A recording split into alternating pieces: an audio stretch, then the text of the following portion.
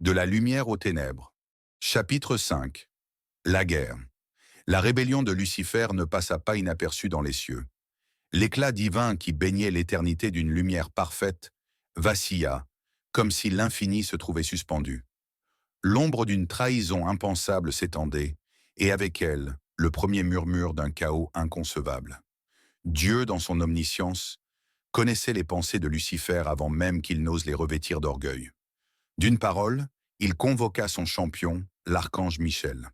Un ordre retentit à travers les cieux, irrévocable.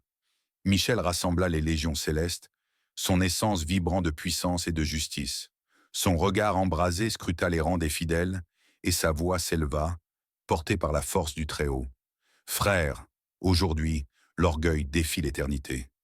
Mais il ne triomphera pas, car la lumière de Dieu est immuable, et sa justice inaltérable. Un rugissement de lumière répondit à son appel. Les anges levèrent leurs épées de justice, leurs ailes déployées comme 1000 soleils.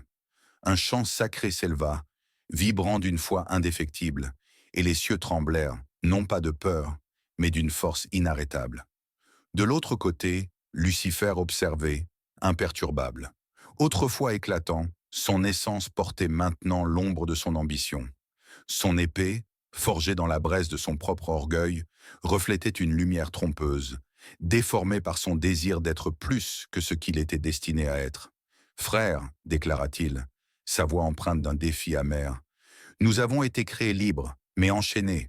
Maintenant, nous brisons nos chaînes. Nous ne serons plus des serviteurs, mais des souverains. Que les cieux tremblent devant notre puissance. » Alors la bataille éclata. Des torrents de lumière et d'ombre s'entrechoquèrent en une tempête cosmique. Les épées des anges s'embrasèrent, fendillant l'espace d'éclairs fulgurants. Les cieux résonnèrent sous l'impact des affrontements, et chaque coup porté par les anges fidèles était une affirmation de la vérité éternelle. Dieu seul est grand. Lucifer et Michel s'affrontèrent au centre du tumulte, leurs lames s'entrechoquant dans un duel qui dépassait la simple force. Lucifer frappait avec une rage désespérée, une furie née de son refus d'accepter l'inévitable. Mais Michel, incarnant la justice divine, tenait bon. Chaque coup qu'il portait était une proclamation, chaque parade, une sentence.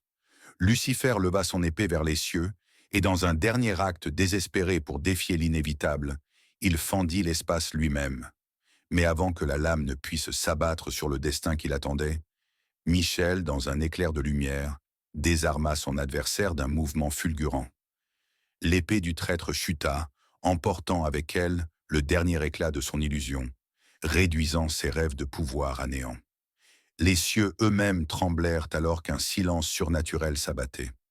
Lucifer, à genoux, leva les yeux vers Michel, son regard brûlant de rage et d'incrédulité. C'est alors que la voix de Dieu résonna, irrévocable.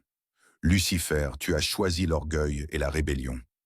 Ton nom n'a plus de place parmi les miens.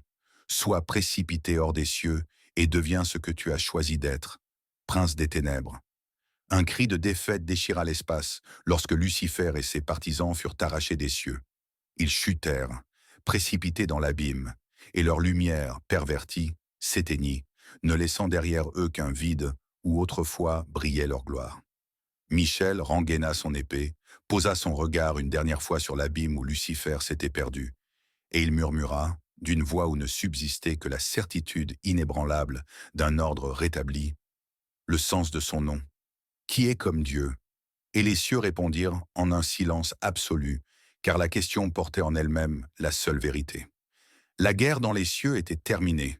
L'ordre divin avait triomphé, comme il ne pouvait en être autrement. Mais une autre bataille, plus subtile et insidieuse, s'apprêtait à commencer, car Lucifer n'avait pas dit son dernier mot.